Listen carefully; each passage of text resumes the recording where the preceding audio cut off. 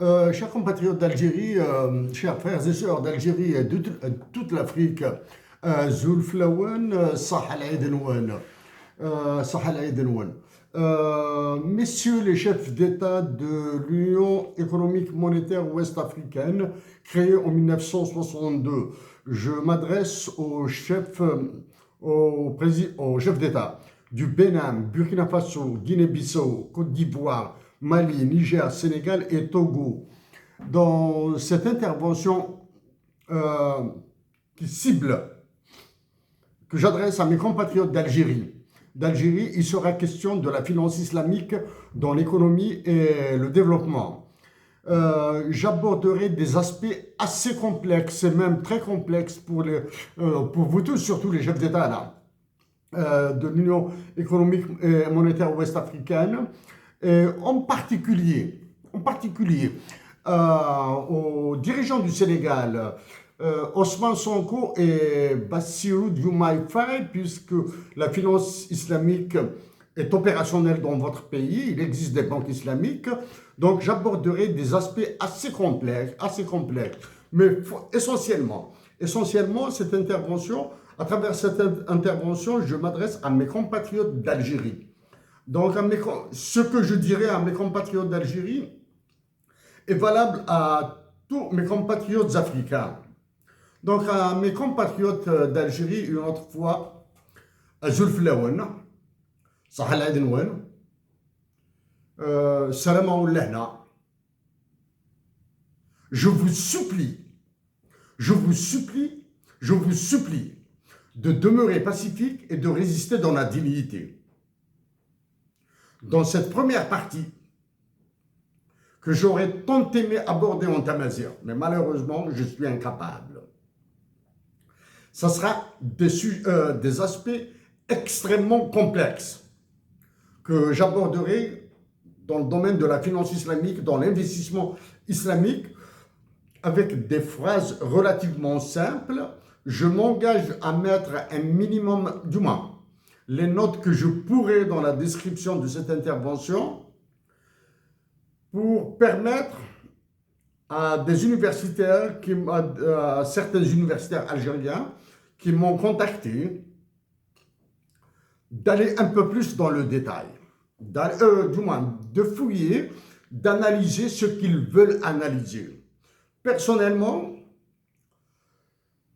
je ferai dans un syncrétisme analytique, c'est-à-dire j'aborderai la finance, les taux d'intérêt, les relations internationales, les pressions internationales, l'influence des États-Unis d'Amérique et du roi Emmanuel Macron en Algérie, tout ça ensemble, et je mélangerai à la fin une partie de l'identité, c'est-à-dire dans la deuxième partie, je parlerai de Tamazirt et d'autres aspects liés à notre pays. Donc, chers compatriotes d'Algérie, même chers frères et sœurs d'Algérie, et même à tous mes compatriotes africains, là où il y a des parlements, là où il y a des assemblées parlementaires, des assemblées législatives, dans mon pays, l'Algérie, les députés et sénateurs sont les mitraillettes des gangs qui contrôlent notre pays. Je répète, les députés algériens, les sénateurs algériens sont les mitraillettes, les kalachnikovs, des gangs qui contrôlent notre pays. Au directeur général de la Banque nationale d'Algérie, à l'actuel directeur général de la Banque nationale d'Algérie, vous avez déjà un pied en prison. Si vous restez à votre poste, vous partirez en prison. Si vous êtes relevé de fonctions, si vous êtes changé, si un autre directeur général est nommé pour la Banque nationale d'Algérie, donc ce nouveau directeur général ira en prison. Qui suivra derrière? Le directeur général du Crédit populaire d'Algérie. Si pour le directeur général de la BNA, l'actuel et le futur, le passage par la prison est certain. Le directeur général du CPA pourrait subir le même sort, si tant est. Un tel sort est souhaitable à mes compatriotes. Je reviendrai sur les détenus politiques algériens dans une seconde partie. Une histoire avec le Bahreïn que je vais détailler s'est produite récemment en Algérie. Elle porte sur la finance islamique. La loi fondamentale du prêt et du contrat en islam est dans la ayah 282 de Surat al-Baqarah, que je vous lis. Et en demandant à Dieu de me pardonner si je fais une erreur, si je commets une faute dans la lecture. Ya ayyuha alladhina amanu idha tadayantum bidaynin ila ajrin musamma faktubuhu wal yaktub بينكم كاتب بالعدل ولا يأبى كاتب أن يكتب كما علمه الله فليكتب وليملل الذي عليه الحق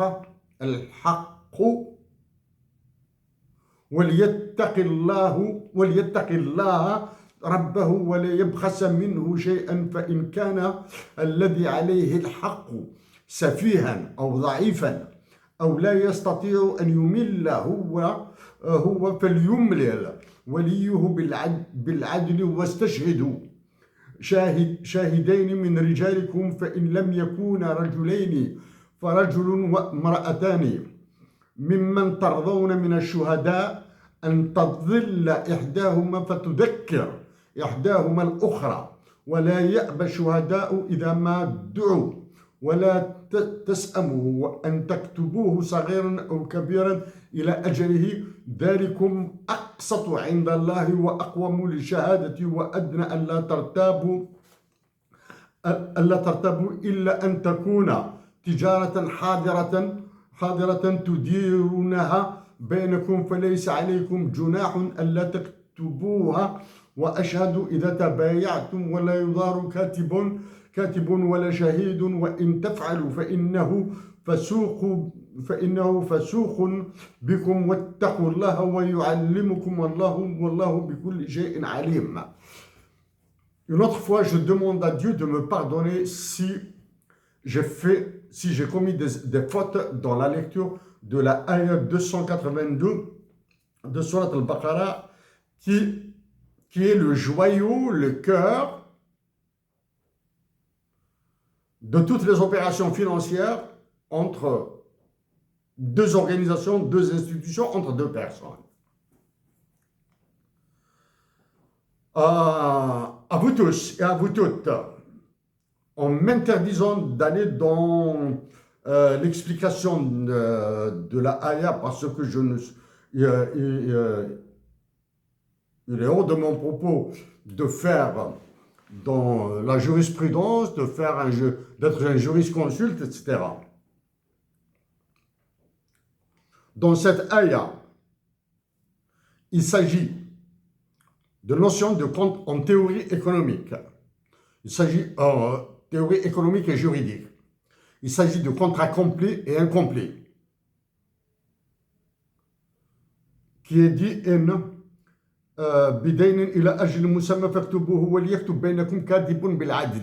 c'est-à-dire un contrat écrit.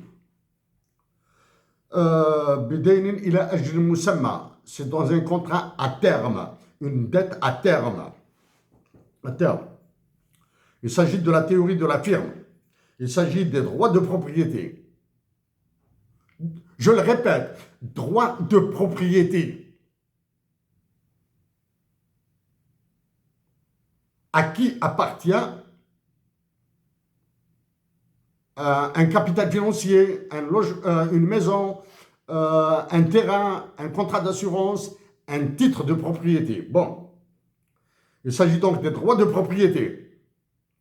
Et dans une autre situation, il s'agit de la théorie du Moral Hazard and Adverse Selection, la théorie de l'aléa morale et de la sélection adverse. Ça, ce sont en théorie, c'est ce qui est connu. Ce sont les théories qui gèrent ces aspects. Ces aspects. Exemple, l'adverse selection, la sélection adverse, dans le modèle dit principal agent model, etc.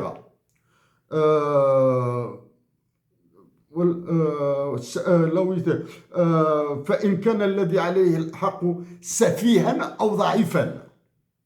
سفيها أو ضعيفا. Ça, c'est une sélection adverse. Deux contractants, un exploite les capacités de l'autre ou les incapacités de l'autre. Ça rentre dans l'aléa moral et la sélection adverse. L'aléa moral, je le répète, je le dis et je le répète une autre fois. L'aléa moral, ça ne veut pas dire un hasard. Moral hazard, c'est un danger moral. Hazard en anglais se traduit par danger en français. Ça, c'est le truc. Ce sont des aspects ici, dans ce que vous voyez dans cette partie. C'est un usage restreint. Dans ce que vous voyez ici. Donc, Cherif Aïssat, modeste analyse des effets du programme d'ajustement structurel en Algérie que j'avais fait en 2016. Dans cette partie-là, je dois le répéter. Mon ivresse était avec moi. Donc, il est probable que certains concepts vous échapperont. Mais c'est la partie la plus simple. C'est là, ce que j'ai dit ici est plus simple par rapport à ce que je vais dire après. Donc, tout ici, côté là, la santé. La santé, c'est très important là. Pour 5 mois. Si on augmente les salaires en Algérie, c'est pour déclencher de l'inflation. Vous allez entendre parler de l'inflation, de l'augmentation des salaires, du marché parallèle, du chômage, du chômage et comment récupérer la main-d'œuvre du marché parallèle, la main-d'œuvre en noir, celle qui n'est pas déclarée, celle qui n'a pas de bulletin de paie dans l'économie réelle, tout en la laissant dans l'économie parallèle. Hein, parce que je reviendrai là. L'incitation, des incitatifs pour récupérer ce qu'il y a dans le marché parallèle, dans l'économie informelle vers l'économie informelle a été abordé par celui que vous savez, que vous connaissez tous là. Il a été abordé. Il a été dénaturé. Il ignore ce qu'il dit. Il doit se taire. Après, je reviendrai vers lui. On ne dort pas et on ne se réveille pas avec une lampe d'Aladin sur la tête pour dire voici ce que nous allons faire. Ce qu'il a dit, ce mec-là qui parle des incitatifs pour l'économie parallèle relève du crime. Ici,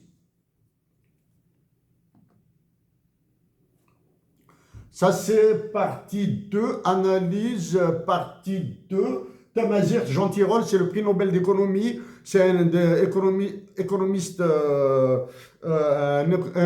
qui est venu en Algérie, c'est un Français, etc. L'économie, le dinar à Montréal, etc. Ici,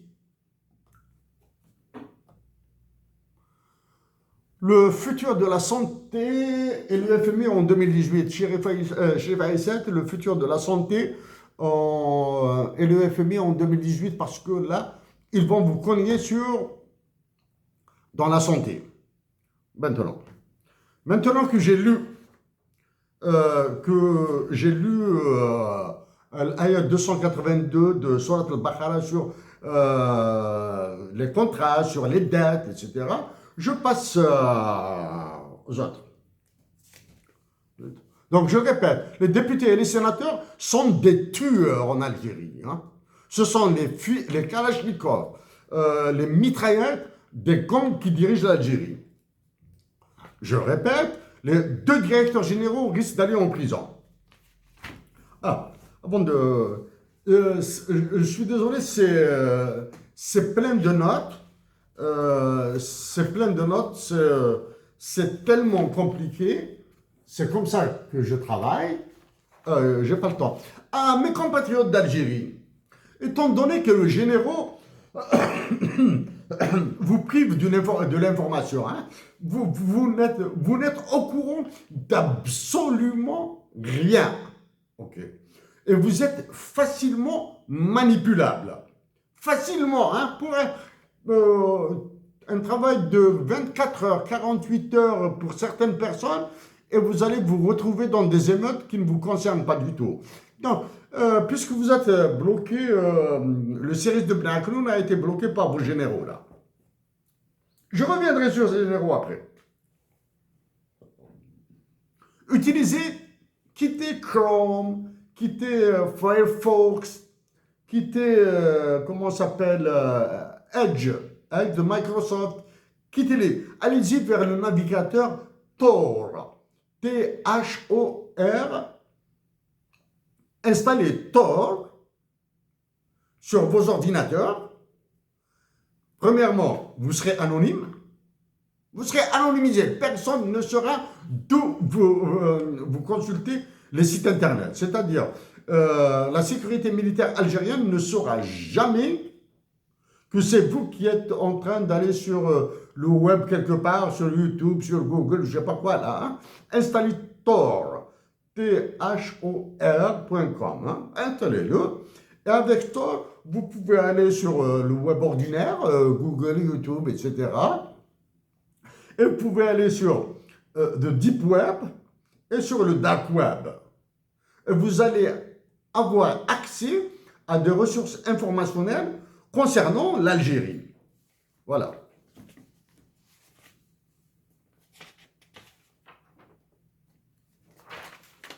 Donc, après avoir lu la ayat 282 de Surat al-Baqarah concernant les contrats de dette, etc., là maintenant, dans le cadre de l'économie islamique, les statuts de riches et de pauvres sont une réalité perpétuelle d'essence naturelle et divine. C'est-à-dire, aussi longtemps que l'humanité existera, il y aura toujours des riches et des pauvres. C'est une réalité perpétuelle et divine. La charia interdit le prêt à rémunération, un riba, qu'il soit fixe ou variable. Ok. L'autre élément, éviter la confusion entre les taux d'intérêt et les profits. Le profit, le bénéfice est licite, halal, parce que un commerce entre deux personnes, entre une personne et une société, entre deux sociétés, etc., est un commerce dit par at-taradi. Taradi, c'est pas l'accord, c'est pas l'agrément, c'est le consentement. Un crayon, si le produit en Algérie coûte 1 dinar, si je décide de vous le vendre à 5 dinars, vous acceptez, tant mieux pour tout le monde. Voilà. Quelle est l'association? L'une des associations internationales qui s'occupe de la finance internationale, qui normalise, qui fixe les normes, qui fait les prescriptions conformes à la religion musulmane, et l'Association internationale des banques islamiques, créée en 1977 à Jeddah. Parmi les pays participants, il y a l'Arabie Saoudite, le Bahreïn, Je reviens sur le Bahreïn, l'Égypte, la Jordanie, le Koweït et le Soudan. Maintenant, le Soudan, est-ce que c'est le Soudan normal, le Soudan du Sud? Est-ce que c'est l'autre là, le Darfour qui est en train de péter? Ok.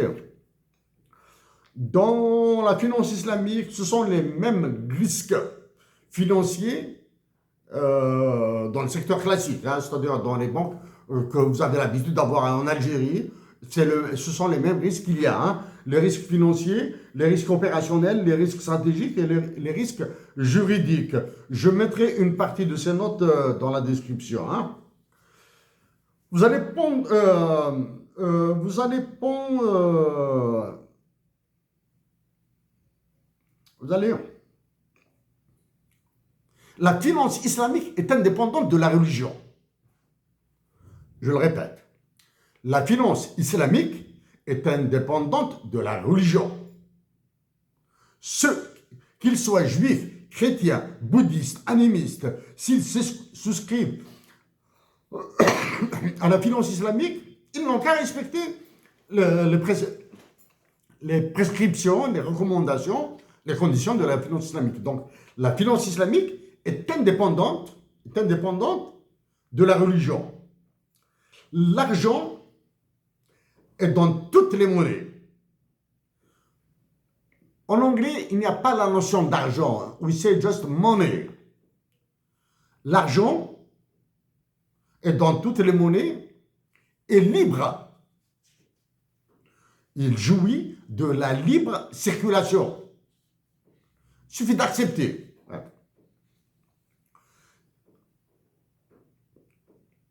Une phrase synthétique. Sont qualifiées de finance islamique toutes les opérations sans taux d'intérêt. Il n'y a pas de taux d'intérêt. Du moins, avec un taux d'intérêt nul, égale zéro. Pardon pour la phrase sans taux d'intérêt. Hein. Toutes les opérations de prêt ou de négociation avec des taux d'intérêt nuls sont islamiques. D'accord? Même aux États-Unis, hein? Si deux banques se prêtent à taux zéro, elles font de la finance islamique. Aussi. Le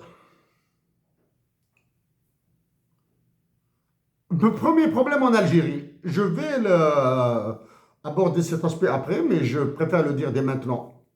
Est-ce que les taux d'intérêt négatifs sont conformes à la charia? Les taux d'intérêt négatifs. La Banque nationale d'Algérie, le Crédit populaire d'Algérie, la BADR vous prête 1 million de dinars à un taux d'intérêt négatif de 10%. C'est-à-dire, elle vous prête par exemple 1 million de dinars, ou bien 100 millions de dinars pour me simplifier la vie pour les calculs, à un taux d'intérêt négatif de 10%. Ça veut dire que vous allez rembourser 90%. C'est-à-dire 1 million de dinars, 100 millions de dinars, vous allez rembourser 90 millions de dinars. Et vous allez gagner, vous allez bénéficier, disons-le comme ça, d'une libéralité de 10 millions de dinars. Okay? Est-ce que les taux d'intérêt négatifs sont conformes à la charia? Ce sont toujours les mêmes concepts d'opération qui reviennent en finance islamique. Hein? Al-musharaka, al-murabbaha, al-mudaraba, al-mubadala, al-ijar. Le crédit leasing. Le mubadala, c'est l'échange. Al-mudaraba, il est évité. Dans certains pays islamiques, certains pays qui pratiquent la finance islamique, al-mudaraba est évité. Pourquoi? Parce qu'il y a un côté spéculatif dedans. Ok? Qui a un lien avec la sélection adverse et l'aléa moral, the moral hazard and adverse selection. Donc il y a parce que dans la Modaraba, il y a un bailleur de fonds qui met à la disposition d'un Modareb, d'un spéculateur, cet argent pour faire des opérations. Des opérations. Donc, les risques sont multipliés, sont surmultipliés. Vous allez pas entendre parler de Sukuk. Sukuk, c'est un terme islamique, hein, il est d'usage international. Hein. Il tire son nom de As-Sak, le chèque. Le mot chèque vient du terme arabe As-Sak.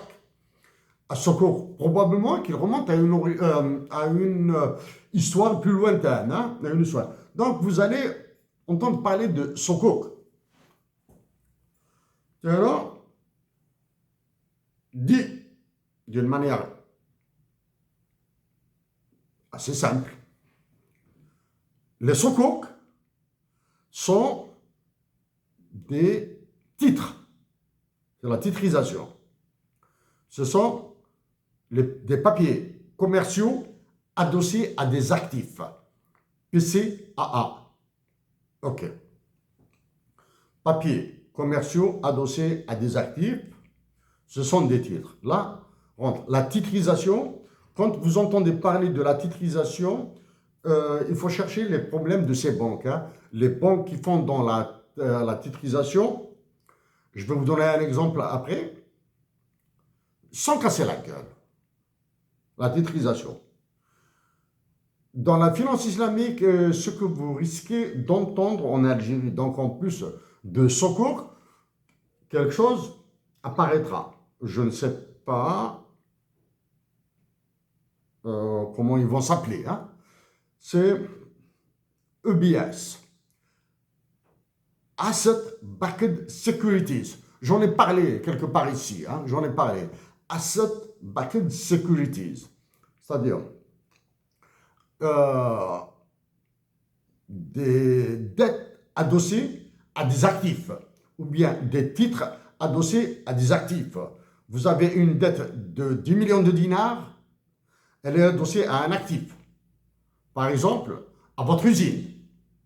OK? À votre usine. Pas à votre voiture ou camion, là. Hein? Parce que il n'y a aucune garantie sur votre camion, sur votre vie. Hein? Même pas votre camion, votre véhicule ou votre vie. Non, non, non. La vie ne vaut absolument rien dans les banques, mais on la vend. La vie d'un individu ne vaut absolument rien. Mais c'est un produit commercial. C'est un produit commercial à travers les assurances vie, etc. Bon. Donc, vous allez entendre parler de Sukuk. Ce sont des titres. Je vous renvoie au droit de propriété dont j'ai parlé. Il y a 6 sénateurs et des députés qui sont des mitraillettes. Donc, Sukuk, c'est un titre. Et un titre doit avoir un propriétaire. Un propriétaire. OK. Vous allez, en anglais, on appelle ça, donc il y a le EBS, Asset Backed Securities, un titre de dette adossé à un actif. Un actif, c'est une usine, à condition qu'elle ne brûle pas. À condition qu'elle ne brûle pas, bien sûr, qu'elle continue à produire. Mais le risque de la performance est là. Bon, quels sont les autres? Le MBS, Mortgage Backed Securities. Ça, ce sont les hypothèques. Votre maison, tant qu'elle n'est pas intégralement payée, elle sera adossée à un amortissement, à une hypothèque, un mortgage en anglais. Donc, si vous faites quelque chose qui sort du contrat, votre maison va sauter. Bon.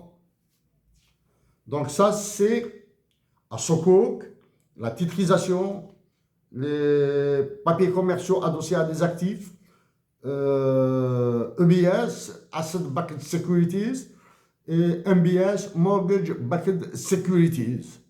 Bon, il y a d'autres, hein, Credit Default Swap, etc. On va laisser ça. Tout ça doit être défini dans des livres, dans une documentation qui sera publique en Algérie. Qu'ils se débrouillent, qu'ils se démerdent pour produire cette documentation avec écrite, audiovisuelle, journaliste, interview, débat contradictoire, etc. Est-ce que la finance islamique existe au Canada? À Toronto, où j'ai vécu, oui. Au Québec, à ma connaissance, non. Est-ce que la finance islamique est pratiquée en France? Oui. C'est à travers l'UBAF, l'Union des banques africaines et françaises, quelque chose comme ça, hein. Voici un autre trou noir là.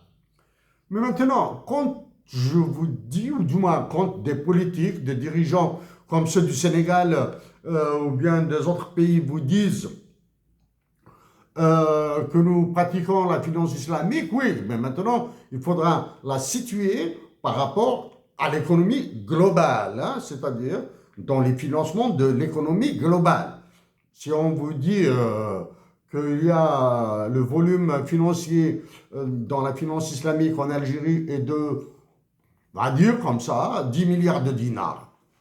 10 milliards de dinars. Que représentent 10 milliards de dinars par rapport à tous les investissements, à tous les financements qui sont perdus dans l'économie algérienne? Si ça représente 0,0002, tirez les conclusions que vous voulez. Bon. Je reviens vers quelque chose de simple. Tous les Algériens qui détiennent des comptes à la Banque nationale d'Algérie doivent faire attention. Ils doivent réfléchir. Est-ce qu'ils vont laisser leur compte là-bas? Est-ce qu'ils vont changer de banque? Là, ce que je viens de vous dire risque d'être interprété à la lettre par vos généraux et celui qui se prend pour le président de la République là. Je reviens après. Vous ne saurez absolument rien. Des généraux vont ordonner au gouverneur de la Banque d'Algérie, à qui je m'adresserai après, ils vont lui ordonner d'interdire toute fermeture de compte à la BNA ou au CPA. Ou bien interdire à tous les Algériens qui ont des comptes à la BNA et au CPA d'ouvrir des comptes dans une autre banque. Tous les clients de la BNA et du CPA resteront clients de la BNA et du CPA malgré eux. Parce qu'ils font partie des garanties là. Hein. Ah, ils font partie. Je vous parlais du tier 1, tier 1, tier 2, tier 3. Le tier 1, le tier 2, le tier 3. Bon. La BNA, lui là, l'autre là, lui. Oh voilà, celui qui est spécialiste dans la connerie. Chaque fois qu'il dit quelque chose, il dit une connerie. Pourtant, je lui ai suggéré de ne plus parler d'économie, pas plus d'économie, pas plus de finance. Tu dis absent, il ne comprend, il comprend. Il a des difficultés à comprendre ces mots. Bon. Le capital de la BNA a été augmenté de 100%. C'est-à-dire, il est passé de 150 milliards de dinars à 300 milliards de dinars. OK? Le capital, c'est-à-dire les fonds propres de la Banque nationale d'Algérie sont passés de 150 milliards à 300 milliards de dinars. Et en parallèle, il annonce, entre guillemets, un prêt du Bahreïn du Bahreïn. Le Bahreïn, c'est un pays, hein? Ce n'est pas une banque. Le Bahreïn, de 3 milliards de dollars US. Est-ce que vous trouvez le lien là maintenant? Est-ce que vous trouvez le lien? La BNA passe de 150 milliards à 300 milliards. Et en face, il y a un prêt, un emprunt. Un emprunt imposé de 3 milliards de dollars. Hop, hop, hop, hop. 3 milliards de dinars, 300 milliards de dinars par là, 3 milliards de dollars. Ça vous donne une bonne idée sur ce qui attend la BNA. Ça veut dire quoi là? Ça veut dire que c'est la BNA qui sera utilisée comme cobaye pour la finance islamique. C'est-à-dire, de force, tu ouvres le capital. Ça, c'est une voie à la privatisation de la BNA. C'est la voie au changement du conseil d'administration. C'est la voie au changement à la prise de décision. C'est le changement du poids de la décision dans la BNA. Maintenant, à chaque fois, je donne un aspect complexe, ensuite je vais à un aspect plus simple. Je donne un aspect simple, ensuite je reviens vers un aspect complexe. Est-ce que la Banque centrale a émis de l'information? Je vais la voir, du moins je ne vais pas la voir, j'en ai marre. Est-ce que le ministère des Finances, est-ce que les autres ont parlé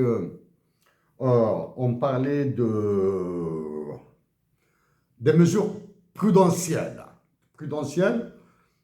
de la banque islamique en Algérie, de la finance islamique qui sera pratiquée par certaines banques en Algérie.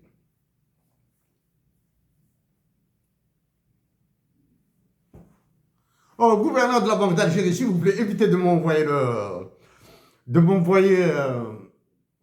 le jeune là qui parle de mesures prudentielles. Je vais vous le dire maintenant. Je les ai dites ici, hein, quelque part là. Hein.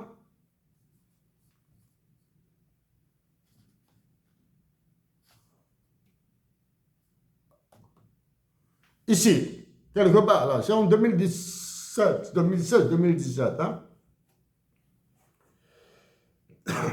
La Banque des règlements internationaux, dirigée un certain temps par l'actuel Premier ministre du Canada, Mark Carney, après avoir quitté son poste de gouverneur de la Banque d'Angleterre, et après avoir quitté son poste de gouverneur de la Banque du Canada, donc il est passé par la Banque des règlements internationaux.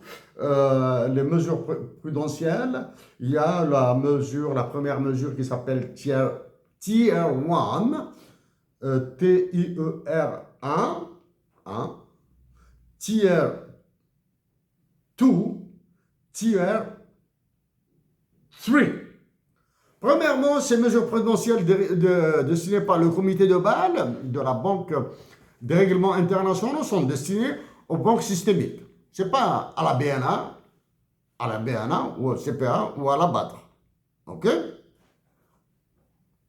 Parce que si une banque coule en Algérie, ils s'en foutent. Ils s'en foutent. Vous pouvez brûler toutes les banques d'Algérie.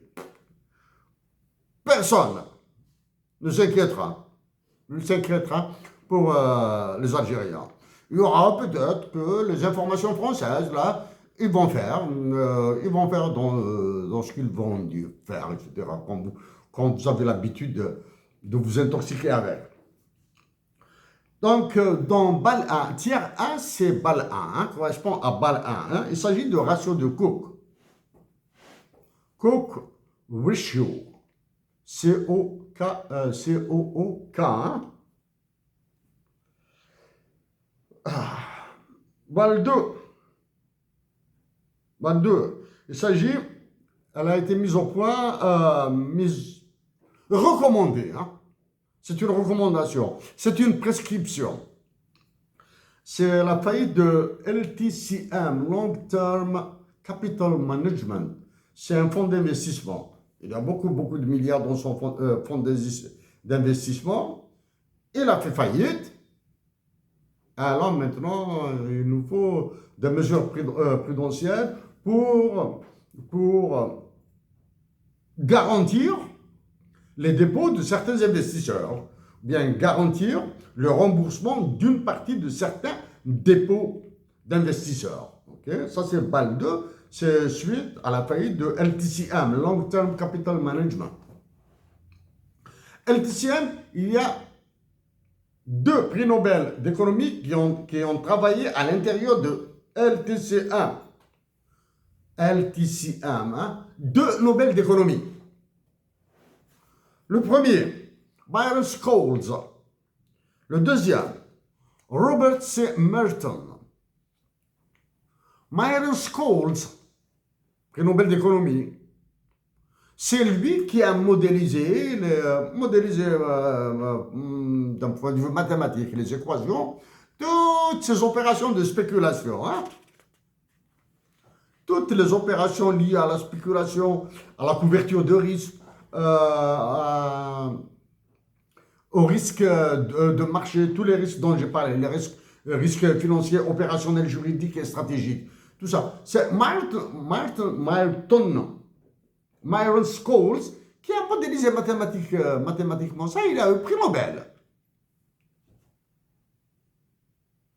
Et pendant que ce Scholes et Merton travaillaient chez LTCM, elle s'est cassée la gueule. Maintenant, est-ce qu'il y a des prix Nobel d'économie en Algérie pour faire marcher au moins la finance islamique? BAL 3, c'est la faillite dite de Lehman Brothers en 2008.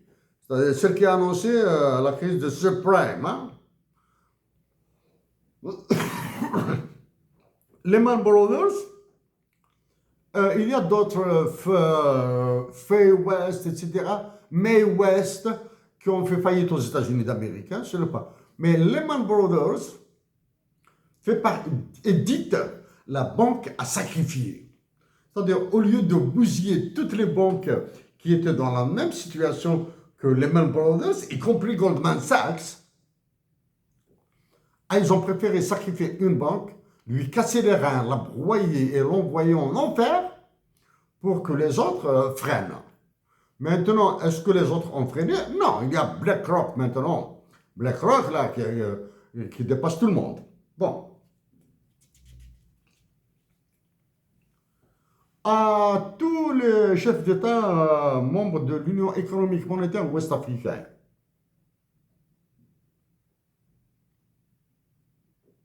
vous savez, vos banques, les banques qui existent dans vos pays, s'il vous plaît, vous tous là, hein, tous, les banques, l'UEMOA a été créée en 1962, 63. Elle a commencé par être l'UEMOA. À vous donc, tous les chefs d'État de l'UEMOA, j'ai dit que la BCAO, la CEDEAO, l'UEMOA, l'UEMOA, plus d'autres organisations là, sont des organisations criminelles et terroristes. Ok? Je l'ai dit et je le répète. Mais pendant que les révolutionnaires algériens vous offrent, pendant qu'ils vous ont offert, bénéficiant des indépendances qui vous ont été offertes par les révolutionnaires algériens, vous partez sur l'UEMOA, et là maintenant, vous avez satisfait aux exigences de BAL 1, BAL 2, BAL 3, sachant que même les banques pour lesquelles ces mesures sont destinées les rejettent. Vous allez parler de BAL 3 à Goldman Sachs, ils vous crachent dessus. Ils vous cracheront dessus, là. Vous allez parler à HSBC, à UBS de BAL 2, BAL 3. Ils vous cracheront dessus. Êtes-vous fous, là? Évitez toutes the overnight operations et la spéculation sur le taux d'intérêt.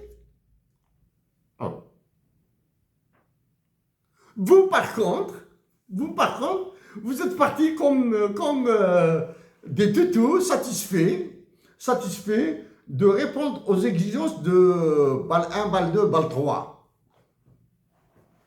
Avez-vous des banques? Avez-vous une monnaie? Avez-vous une économie?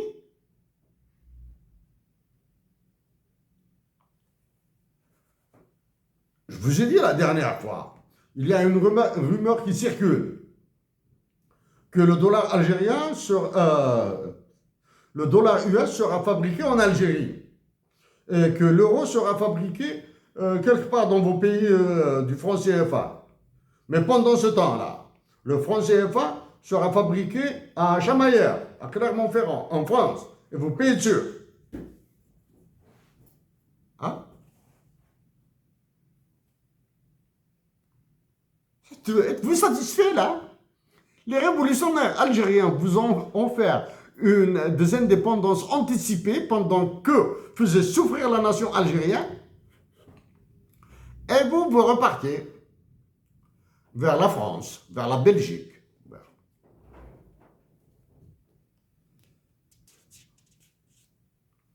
Chers compatriotes d'Algérie, à partir de maintenant, à chaque fois que vous entendrez parler de Bahreïn, comprenez que la BNA sera gérée à partir de Manama, la capitale de Bahreïn. Comprenez que vous n'avez plus de souveraineté sur la BNA, sauf sa faillite. À la faillite, elle sera intégralement imputée à l'Algérie dans la mesure où elle a augmenté son capital de 150 à 300 milliards de dinars.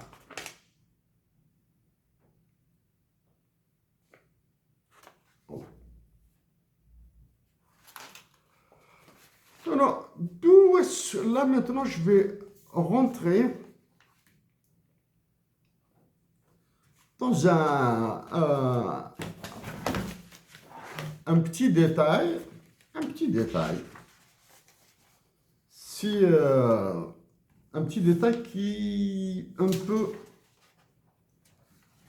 un peu bizarre. En Algérie, c'est Algerian Investment Promotion Agency, AAPI. Donc, en Algérie, c'est the Algerian Investment Promotion Agency, AAPI. Ce nom est écrit en anglais.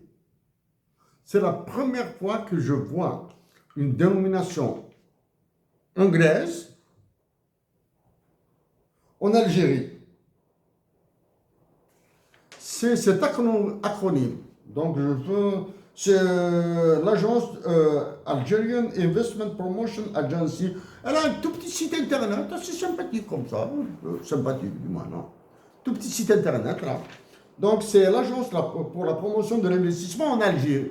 C'est l'agence algérienne pour la promotion de l'investissement qui s'appelle AAPI.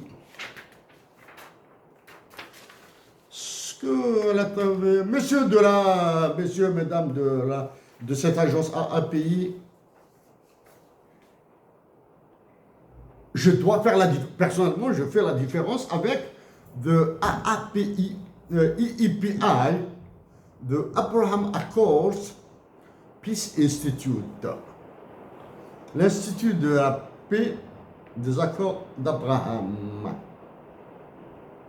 Les deux noms se ressemblent. L'algérien s'appelle AAPI, l'américain s'appelle EEPI, AAPI. Hein? Est-ce qu'il y a un lien entre les deux noms? Est-ce que c'est la normalisation avec Israël qui se cache derrière? Parce que the Abraham Accords Peace Institute sont les accords dits les accords d'Abraham qui ont permis la normalisation entre les pays musulmans, les pays arabes et Israël. Hein? Accord d'Abraham de 2020 avec Donald Trump. Hein? Les accords d'Abraham.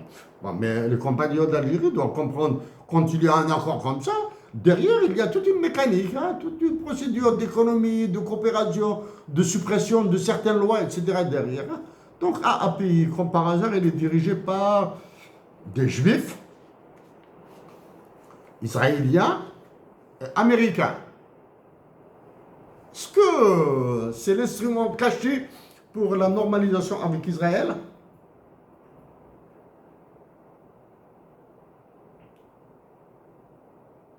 Je suis le premier Algérien à avoir parlé de la normalisation avec Israël. Ok? Je suis le premier Algérien à avoir parlé, du moins depuis 10 ans maintenant, avec de la normalisation avec Israël. Je place quelques mots maintenant, immédiatement, je reviens après sur Israël, cette histoire. Même si Israël est dirigé par un criminel de guerre, un terroriste, Hitler devant lui est un enfant, est un bébé, est un ange. Hitler devant Benjamin Netanyahu est un ange. Oui, j'avais suggéré de commencer par l'accueil des juifs israéliens qui ont des racines en Algérie, par l'organisation de conférences des Israéliens pro-paix pour la paix en Palestine et de conférences sur la paix en Afrique du Nord. Ok? C'est pas coopération sur le nucléaire, qu'ils soient civils ou militaires. Est-ce que derrière, bon, moi, cette normalisation ne me surprend pas. Est-ce que je vais l'appuyer? Non. Est-ce que je vais appuyer sur la normalisation? Non. Pour des raisons que je vais développer après. Si je suis élu président de la République, oui, je normaliserai. Mais la normalisation avec ces coups là, impossible.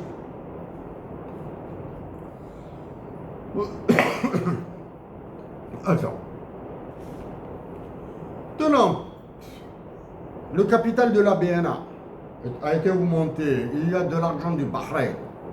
Il faut qu'il précise de quelle banque il s'agit. Et quelles sont les conditions de ce prêt. Ou bien quelles sont les conditions de cette participation. Ou bien est-ce que la BNA sera transformée en venture capital? Venture capital, c'est capital risque. Il faut qu'ils le disent là.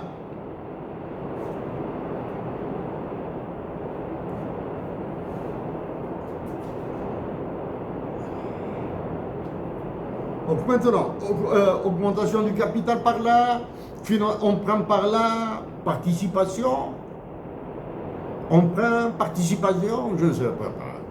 Il manque qu'à le dire là. Hein. Donc, la finance islamique est aussi risquée que la finance de tous les jours là. Puisqu'elle est risquée. Donc les banques privées algériennes se sont retirées. Les banques privées algériennes, comme le Baraka, refusent de participer dans ce jeu risqué. Ok? Donc, le Bahreïn, je dis comme ça, j'ignore cette banque-là, a décidé de faire prendre tout le risque à l'État algérien, c'est-à-dire à tous les Algériens.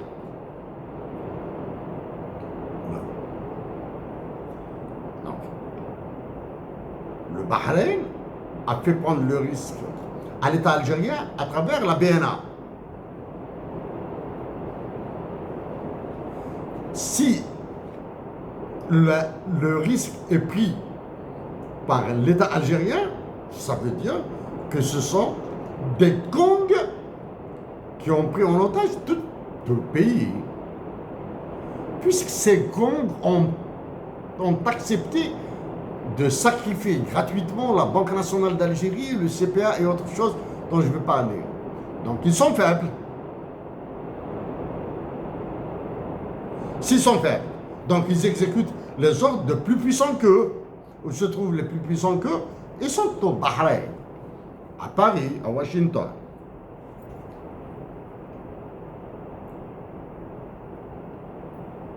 Opa, dernière partie. J'ai évité de parler du blanchiment d'argent. le contrôle des capitaux. Est-ce que tous les narcotrafiquants algériens, les barons là, hein, les gros barons là, hein, qui ont beaucoup de milliards de dinars, peuvent, ils sont autorisés. Hein. C'est une banque islamique, je m'en fous, il n'y a pas de, j'ai pas besoin de taux d'intérêt, je mets ça, je veux un investissement, tu donnes l'argent à qui tu veux, etc. Mais l'essentiel, moi, j'ai besoin de recycler mon argent là. Je le mets et il va le recycler. Donc, dans la drogue, drogue et stupéfiants, etc. Le recycler. Et est-ce que les producteurs de vin, de liqueur, de whisky, après là, en Algérie, est-ce qu'ils ont le droit de financer, de déposer leur argent dans les banques islamiques? Bon, algériennes bien sûr. Ah.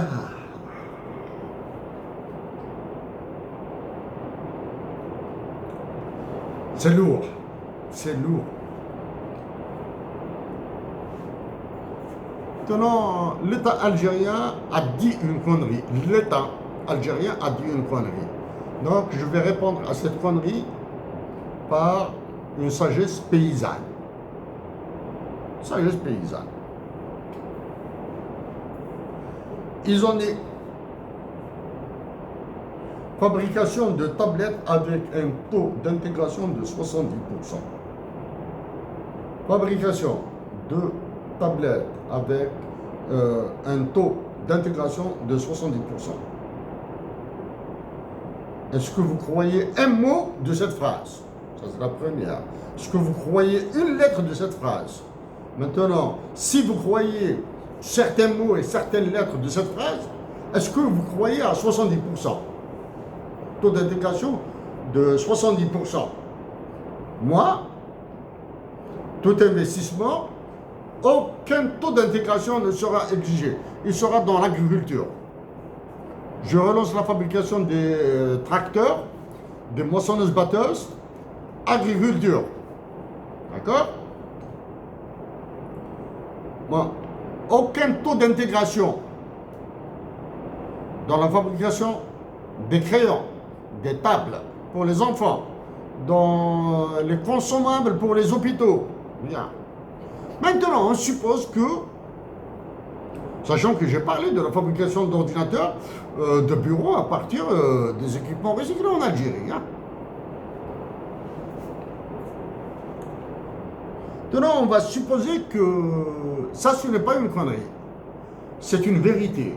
C'est-à-dire, il y aura des usines pour la fabrication de tablettes en Algérie avec un taux d'intégration de 70%.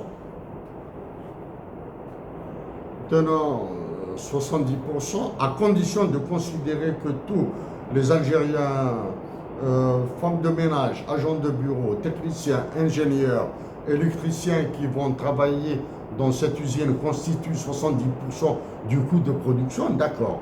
Et 30%, c'est les matériaux, c'est les microprocesseurs, ce sont les écrans tactiles, etc. Hein, tout ça. Microprocesseur, c'est 30%. Est-ce que c'est possible, ça? Je ne sais pas. Je suppose que là, c'est vrai. C'est-à-dire qu'il y aura un investissement dans les tablettes. Ça veut dire que les Bahreïniens ont imposé à l'Algérie, à l'État algérien, du moins ceux qui décident en Algérie, c'est-à-dire les généraux et celui qui se prend pour le président de la République, etc. Quoi? Les terres rares. Parce que dans les tablettes, il y a les terres rares. Donc ça, c'est le truc. Tenons la dernière partie de cette intervention sur la finance islamique. Le Bahreïn, la capitale du Bahreïn, c'est Manama. D'après les chiffres de la Banque mondiale de 2023, pour l'année 2023 plutôt, hein, il est peuplé par 1 577 059 habitants. Hein, je lis comme ça. Hein. L'espérance de vie au Bahreïn, de 81 ans. Il a une surface de 790 km². La surface du Bahreïn, c'est 790 km², soit un rectangle d'à peu près 30 km de longueur et 26,6 km de largeur. Donc un triangle de 30 km, une largeur de 26 km, et vous avez le Bahreïn. La distance, à peu près là, on va dire, de Boujlil à Akhbou, il y a 25 km. Donc de Akhbou jusqu'à Sidi Aïch, il y a 30. Donc, Boujlil Akhbou, c'est une largeur. Akhbou, Sidi Aïch, c'est 30 km, c'est la longueur. Donc, faites une autre largeur qui va de Sidi Aïch sur 20 km, sur 26 km. C'est à peu près quoi? C'est pas Timzarit, l'autre. Timzarit, c'est ça, pas Takaris. Timzarit, ensuite revenir vers Boujlil. Parallèle, on fait un rectangle comme ça, c'est ça le Qatar, le Bahreïn. Il a un PIB de 46,08 milliards de dollars. Le PIB du Bahreïn est de 46,08 milliards de dinars, milliards de dollars. Pour la même année 2023, l'Algérie compte 40, c'est la Banque mondiale, hein? L'Algérie compte 46 milliards, l'Algérie compte 46 164 219 habitants, si ce chiffre est vrai, 2023. L'espérance de vie est de 76 ans, 5 ans de moins que le Bahreïn. 5. Il a une surface de 2 381 740 km² et un PIB de 247 milliards,63. Le PIB de l'Algérie pour 2023 a été de 247,63 milliards de dollars. Calcul 5. La population de l'Algérie divisée par la population du Bahreïn égale, c'est un ratio, hein, égale 3014,86. C'est-à-dire la population algérienne est égale à la population du Bahreïn multipliée par 3014,86.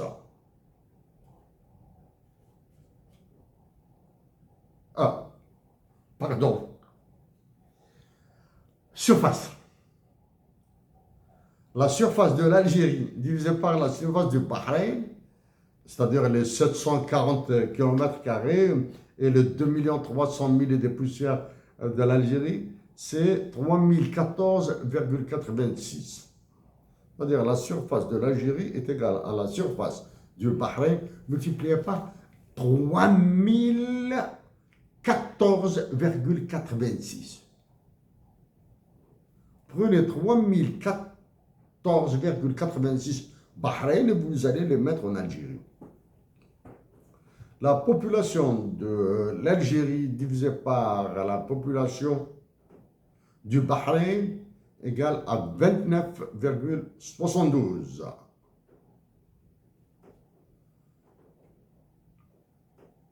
3014 de poussières pour la surface, 29,72 pour la population, le ratio. Pour le PIB de l'Algérie, qui est de 247 milliards, 63, divisé par le PIB du Bahreïn, qui est de 40 milliards, etc., est de 5,37. Oh!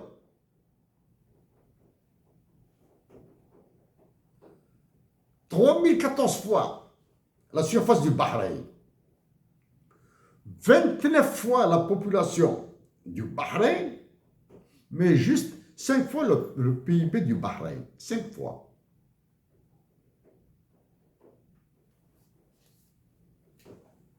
Est-ce que, est-ce que le Bahreïn a des révolutionnaires comme Ben Mehdi, Hussein Ahmed, Ben Boulaïd, Amirouche, Karim Belkacem, est-ce que Jamil Abou Hamed, Nassim Hablal, est-ce que c'est le Bahreïn qui les a ou l'Algérie? Ok. Mazal. Combien vaut le dinar bahreïni? Bon, donc il y a le dinar tunisien, le dinar algérien, le dinar bahreïni, le dinar libyen, le dinar je sais pas quoi là. Combien vaut le dinar bahreïni en dinar algérien? Vous allez dire à peu près la moitié. Un dinar algérien égale 0,5 dinar bahreïni. Un dinar algérien égale 15 dinars bahreïni. Le dinar, la monnaie. Non. Un dinar bahreïni est égal à 349,02 dinars algériens. Un dinar du Bahreïn est égal à 349,02 dinars. Le dinar du Bahreïn est égal à 2,36 dollars US. À peu près, c'est le même taux de change en dollars US et euros par rapport au Bahreïn. Hein. Pourquoi? Parce que le dinar bahreïni est ce qu'on appelle pegged, le système pegged, money pegging. Il est accroché au dollar US. Ça, c'est la première. Donc, le dinar bahreïni, les États-Unis d'Amérique ont accepté que le dinar bahreïni vaille 2,4 dollars US. Je vous renvoie tout ce que j'ai dit sur la valeur du dinar et sur pourquoi le Bahreïn a accepté un tel taux de change. Il faut voir, là, le dinar bahreïni vaut 2,46. Il faut aller vers ce que j'ai dit avant. Où est-ce que vous allez? Il faut aller vers les années 1963-64, quand la Banque centrale d'Algérie a été créée. Quand le dinar algérien était plus fort que le franc français, quand le dinar algérien était égal au franc français, quand il a commencé à baisser. OK?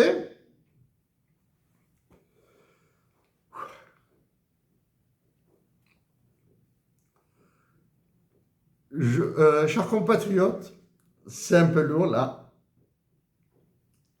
Je préfère terminer avec ça.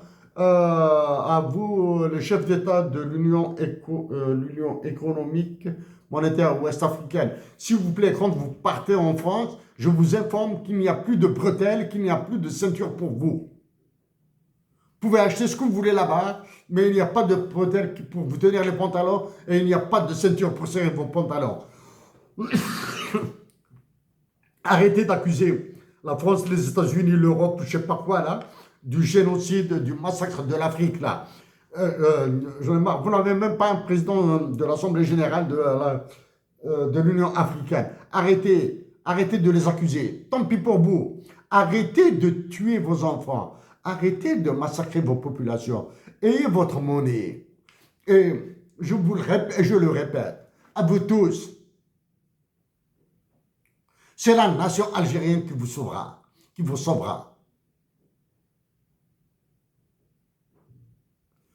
Allez-y, vous pouvez continuer. Emmanuel Macron a fait de vous des caniches. Vous êtes des caniches de Macron. Vous ne pouvez absolument rien faire. Vous aimez vous faire la guerre entre vous. Vous aimez faire souffrir vos parents, les vieux, les vieilles. Vous aimez faire souffrir vos enfants. Vous aimez faire souffrir les jeunes, femmes, jeunes filles et jeunes hommes de vos pays pour les maintenir avec de la morve dans le nez. Chers compatriotes d'Algérie, j'ai parlé de la finance islamique un peu. Voilà. Je, je vous lis, je lis quelque chose en anglais. En anglais, ensuite, je vous donnerai des détails. In that vein, we welcome the IMF's emphasis on global efforts to tackle liquidity shortage and secure financing for SDG spending, including through the proposed joint IMF World Bank three-pillar approach that combines structural reform, domestic revenues, mobilization, debt treatment, adequate financial support from IFIS and development partners and measures to incentivize FDIs and other private non-debt creating financial inflows. Oh, mais il y a autre chose. Ah, voilà, une autre dernière phrase. I'm capacity system and growth trust which enhance the IMF. Bon, je ne peux pas lire. Qui a dit ça? C'est en anglais. Je ne peux pas dire ça. Vous avez entendu ce que je dis au FMI à la Banque mondiale. Je leur dis arrêtez de massacrer le pays. Et il y a pire que ça. Hein. Il y a pire. Il y a des mots pires. Qui a dit ça? C'est le gouverneur de la Banque centrale d'Algérie. J'ai dit que la Banque centrale d'Algérie est un gourbi, est un fort crématoire et la chambre à gaz. Le gouverneur de la Banque centrale d'Algérie, il a dit ça dans une réunion du FMI à Washington. Même si c'est grave. Mais il a dit au nom de qui? Il a dit Algeria on behalf of Algeria, Ghana, Islamic Republic of Iran, Libya, Morocco, Pakistan and Tunisia. Le gouverneur de la Banque d'Algérie a parlé au nom de l'Algérie, du Ghana, de la République islamique d'Iran, de la Libye et du Maroc, du Pakistan et de la Tunisie. Indépendamment des situations économiques et militaires conflictuelles de tous les pays. Et c'est le gouverneur de la Banque centrale d'Algérie qui a parlé au nom du Maroc.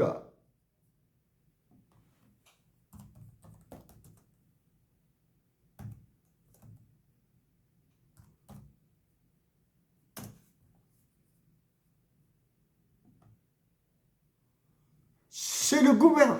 Donc à Washington, il a parlé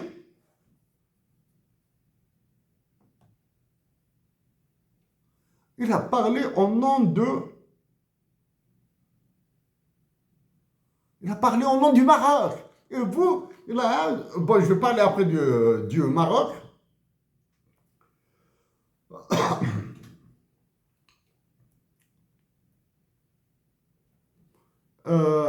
Bon, dans le solde.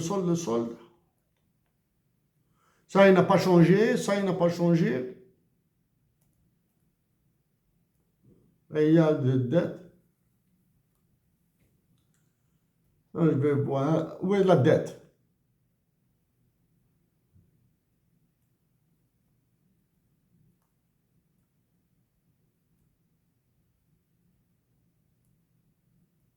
Oh. Ça, c'est le site internet de la Banque d'Algérie. Ah oui, ils ont enlevé la dette. J'allais commenter la dette algérienne. Bon, chers compatriotes d'Algérie, la dette algérienne est de 7 milliards, est supérieure à 7 milliards, elle n'est pas de 4 milliards. Ça, c'est la première. 2, il y a une dette de long terme et une dette de court terme. Le gouverneur de la Banque d'Algérie, s'il est autorisé par les généraux qui le contrôlent. La dernière fois que j'ai parlé de ça, la dette figurée, hein, elle apparaît ici. Là maintenant, je ne la vois pas là. Elle n'apparaît pas. Le taux directeur 3%, alors pas nous allons parler là. Bon. Donc il y a la dette à long terme et la dette à court terme. Quels sont les créanciers de l'Algérie, surtout dans la dette à court terme, et quels sont les taux d'intérêt? Ça, c'est la première. Quels sont les taux d'intérêt? Ça, c'est la première. Deux, si j'en ferai une guerre sur la dette de l'Algérie et les créances de l'Algérie. L'Algérie, l'État algérien du moins, détient une créance de 5 milliards de dollars sur le FMI, elle doit apparaître. Et l'État algérien détient une créance d'au moins 3 milliards de dollars sur l'État français, elle doit apparaître. Je sais que la dette du FMI sur l'Algérie est arrivée à terme. Pour la dette de la France, dans l'histoire de Nouvelle-Calédonie, etc., les catastrophes, c'est l'Algérie qui donne de l'argent à Macron pour qu'il règle ses problèmes. J'en ferai. Chers compatriotes d'Algérie, une autre fois, je vous supplie de demeurer pacifique. Là, le temps de souffler un petit peu, et je reviendrai